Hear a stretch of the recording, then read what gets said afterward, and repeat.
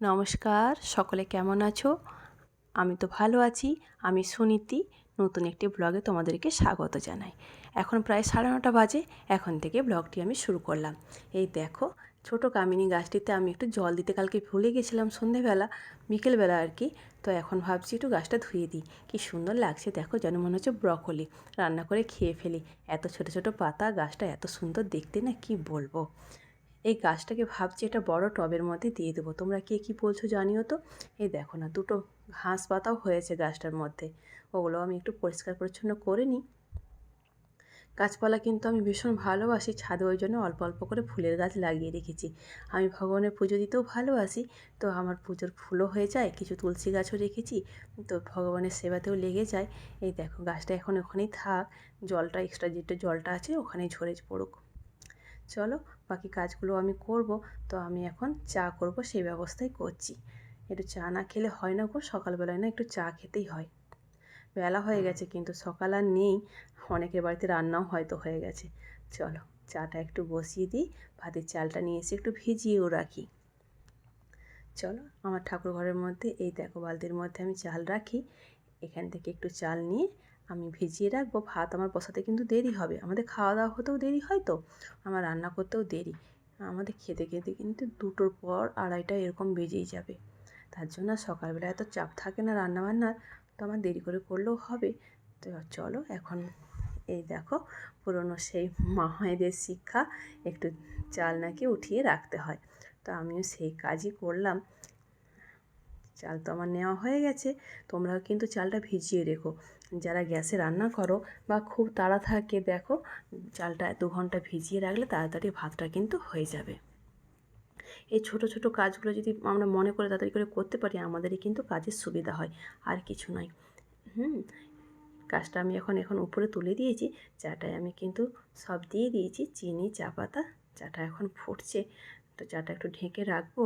চাটাও খেতে হবে, চা না খেলে সকালে কিন্তু হয় না। আমার তো বিশেষ করে চায়ের প্রতি প্রচুর নেশা সকালের জন্য। আমি কিন্তু আর সারাদিন কেউ চা খাই না, এক টাইম কিন্তু আমি চা খাই। চলো, চাটা একটু ঢাকা দিয়ে রাখি। আমি চালটাও একটু পরিষ্কার পরিচ্ছন্ন করে ধুয়ে নিই। চাল তো 2-4 বার ভালো করে না ধুলে কিন্তু চালের একটা সাদা কেমন যেন একটা পাউডারের মতন থাকে, সেটা হচ্ছে পরিষ্কার হলে তবে খেতে ভালো।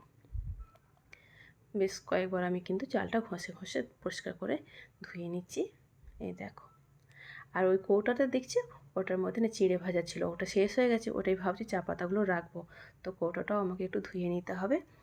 আর তোমরা জানিও আমার ভিডিওটা কেমন লাগছে তোমাদের। আমি নতুন বন্ধু, যদি ভিডিওটা ভালো লাগে না, তো আমার পাশে থেকো, আমাকে একটা লাইক করো, একটা কমেন্ট করো, আর আমার চ্যানেলটি সাবস্ক্রাইব করো।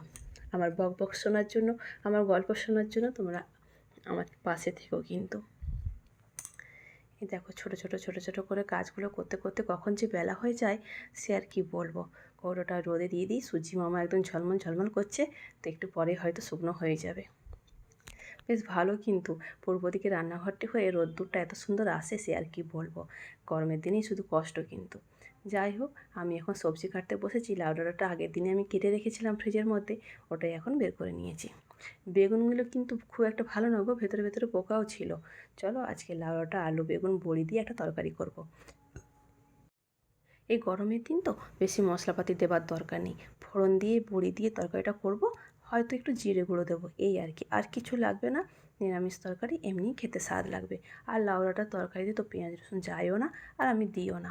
একটা আলু দেবো, একটা আলু আর একটা বেগুন দিলেই আমার হয়ে যাবে। অল্প করে করব তো। এই দেখো, অনেকগুলো বিনস একজন দিয়েছে আমাদেরকে, মানে আমাদের একটা বন্ধুর বাড়িতে গাছ আছে, তো তারাই দিয়েছে, অনেকগুলোই দিয়েছে। তাই ভাবলাম আজকে একটু গাজর আর বিনস ভাজা করি প্রথম পাতে খাওয়ার জন্য। ছোটো ছোটো করে কেটে তারপরে ভাজা করব।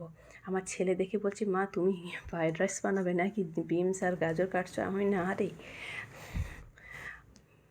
আমি চলো এগুলো ভাজা করি, সবজিগুলো টুকটুক করে কেটে নিই।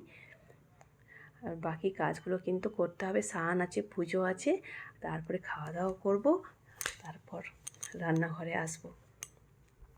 একটি মেয়ে সংসারে অনেক দায়িত্ব কর্তব্য থাকে বলুন, ছেলের প্রতি, মানে বাড়ির প্রত্যেকের প্রতি, হাজব্যান্ডের প্রতি, মা বাবার প্রতি কত দায়িত্ব কর্তব্য থাকে, শ্বশুর শাশুড়ির প্রতি। এই দেখুন, সবাইকে মানিয়ে গুছিয়ে নিয়ে চলতে পারে বলে মেয়েরা মানে সংসার করতে পারে। ছেলেদের মধ্যে না এত ধৈর্য হয়তো নেই। ছোট ছোট করে কাটতে কিন্তু বেশ খানিকটা সময় লাগছে গো, কী বলবো।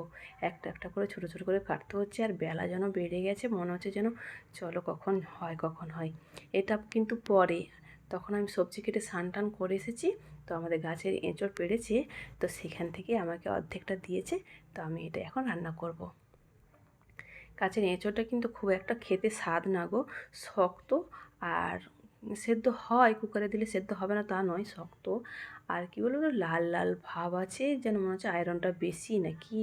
আমার একটা খুব একটা পছন্দ না আমাদের গাছের এঁচড়টা। কিন্তু কী করব, অনেকগুলোই হয়েছে, তো এক আধ দিন তো খেতেই হবে, এই প্রথম কাটলো।